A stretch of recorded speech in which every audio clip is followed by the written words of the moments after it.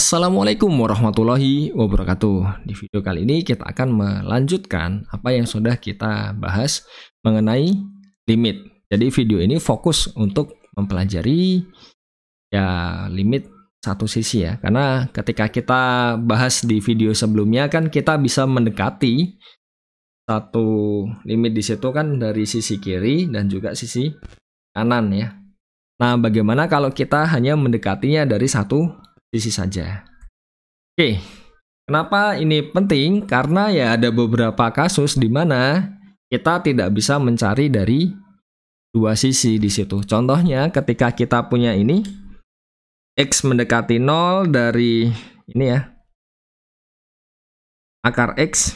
Perhatikan bahwa akar itu ya tidak terdefinisi ya untuk ketika yang di dalam akarnya itu negatif. Maka dari itu ya ketika X-nya kurang dari 0, akar X-nya itu tidak ada. Tapi ketika X-nya lebih dari 0, dia ada yaitu 0. Maka dari itu kalau kita dekati dari kiri, seperti yang sudah dibahas di video sebelumnya ya, dari kiri itu tidak bisa, tapi dari kanan itu bisa. Nah, untuk definisinya, untuk limit satu sisi, ya kita punya seperti ini ya. Tapi tidak akan saya jelaskan detail untuk definisinya. Pada intinya kita masuk langsung ke gambar saja. Pada intinya ini untuk yang limit kanan ya, yang A ini. Pada intinya seperti yang di konsep limit itu, kalau kita membuat suatu jarak ya di sini ya, bisa ke atas bisa ke bawah kan. Nah, ini kan jaraknya epsilon di sini. Ya sebenarnya ini hanya simbol saja ya. Intinya berapapun jarak yang kita buat di sini, kita selalu bisa membuat suatu jarak, dan ini ke sini positif ya.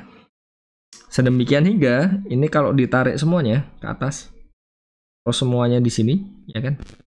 Nah, kita kan punya segini ya. Nah, ini itu kurang dari yang tadi.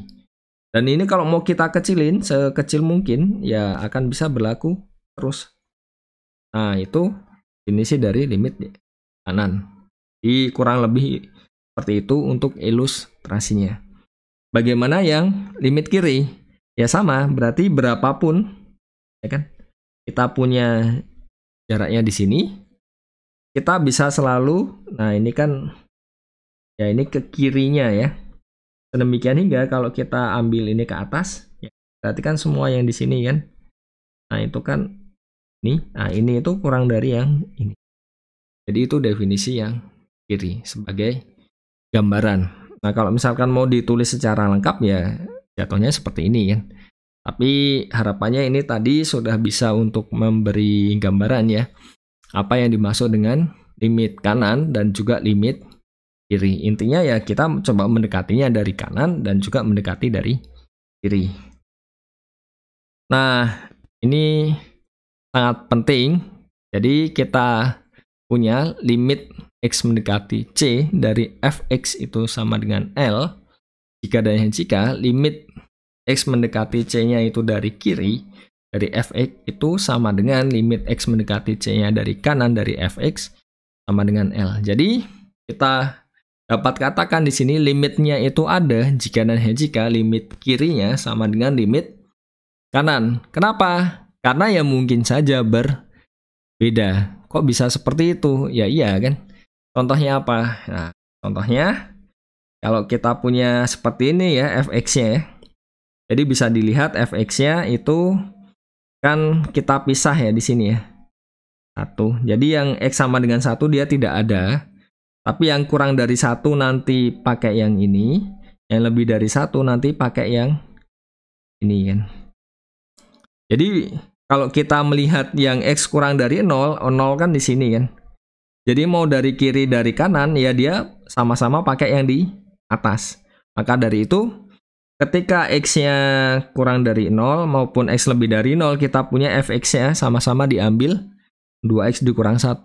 Jadi kita cari limitnya ya dia sama-sama negatif 1. Jadi ini contoh yang limit kirinya sama dengan limit kanan. Jadi kita peroleh limit X mendekati 0 dari fx itu sama dengan negatif 1. Tapi bagaimana ketika kita mencari limitnya ketika dia mendekati 1 bukan mendekati 0? Nah, ini harus berhati-hati. Kenapa?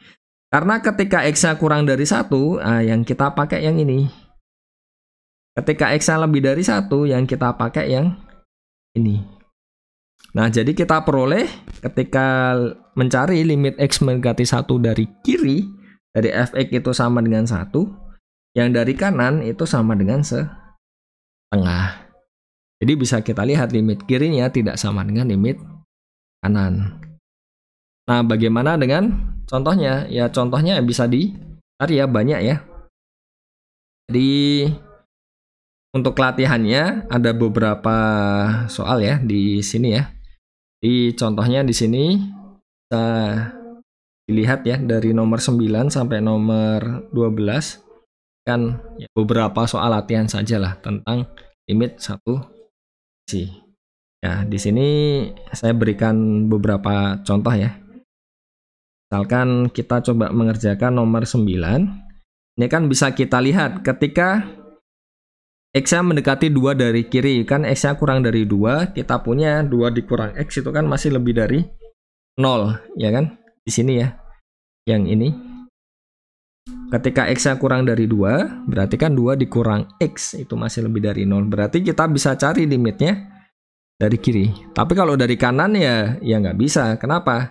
Karena X-nya lebih dari 2, berarti 2 dikurang X itu nanti negatif. Nah, akar negatif itu kan tidak ada.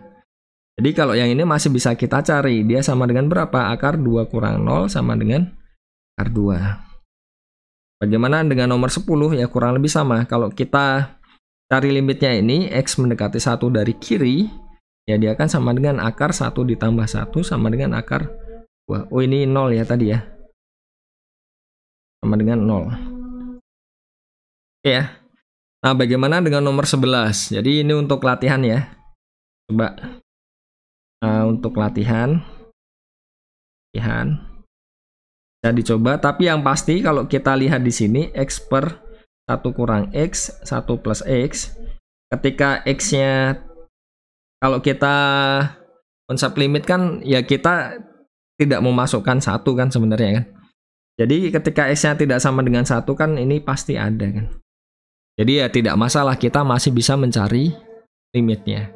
Dan saya tinggalkan sebagai latihan ya untuk 11 dan 12. Oke, sekian saja video kali ini. Semoga dapat dipahami dengan baik tentang limit satu sisi ya. Jadi itu saja, semoga bermanfaat. Wassalamualaikum warahmatullahi wabarakatuh.